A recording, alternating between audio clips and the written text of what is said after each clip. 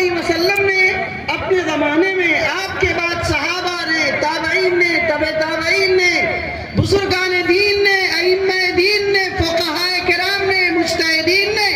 حتیٰ کہ آج بھی جو اس ملک میں ہمارے سیمانچل اور بہار میں جو اکابرین اور جو بزرگان دین ہیں، وہ اسی نظام کے تحت، اسی اسلام کے تحت، اسی سنت و شریعت کے تحت اپنے بال بچے، بیٹے بیٹیاں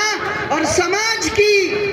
لڑکیوں کا نکاح کر رہے ہیں، شادیاں کر رہے ہیں۔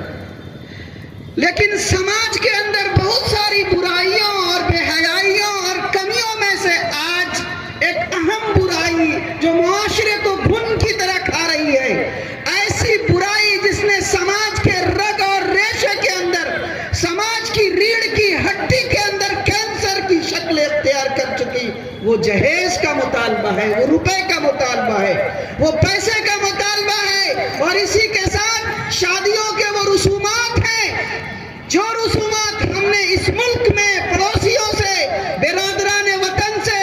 مشرکانہ اعمال اور افعال اور کردار کو ہندو بھائیوں سے اپنے مزاج کے اندر اور اپنے سماج اور اپنی زندگی کا حصہ بنا رکھا ہے۔ برادران وطن کے ہاں وراثت کا مسئلہ نہیں ہے، اس لیے وہ بیٹی کی شادی کرانے کے وقت میں جو کچھ ہوتا ہے، ان کی حوصلہ افزائی کے لیے ایک مشت میں تلک کے طور پہ اپنی بیٹی کو دے کے روانہ کر لیتے ہیں اور ان کی اشکشوئی کر لیتے ہیں کہ جا بیٹی جا، تجھے تو اب کچھ ملنا نہیں ہے، اس لیے تھوڑا سا پیسہ ہے، تھوڑا سا سامان ہے، یہ تھوڑی سی جہیز ہے، رقم لے کے چلی جا۔ مسلمانوں، آپ نے، ہم نے ان کے اس عمل کو اس طرح سے اپنایا کہ آج شادی بیاہ کے اندر رسم و رواج کو، روپے کو، پیسے کو، گاڑی کو، گھوڑے کو، جوڑے کو، میری کو، اپٹن کو، مڑوے کو، اٹھنے کو، بیٹھنے کو اور موجودہ زمانے کے تمام تر خرافات کو نکاح کا لازمی حصہ بنا لیا۔ آج اس لازمی حصہ نکاح کے بنانے کی وجہ سے، پیسے کے مطالبے کی وجہ سے، لمبی چوڑی بارات کی وجہ سے، طرح طرح کے کپڑے کی خریداری اور مارکیٹنگ اور گھوڑے اور جوڑے، باراتیوں کے انتظام کی وجہ سے، بھوج اور بات اور تمام تر انتظامات کی وجہ سے بیٹیاں بوجھ بنتی چلی جا رہی ہیں۔ ہماری بیٹیاں آج مرتد ہو رہی ہیں، غیروں کے ہاتھ فرار ہو رہی ہیں، غیروں کے ہاتھ اپنے ایمان کا، اپنے قرآن کا، اپنے دین کا، اپنے اسلام کا سودا کر رہی ہیں۔ اور آپ کلیجے پہ ہاتھ رکھ کے بولیے،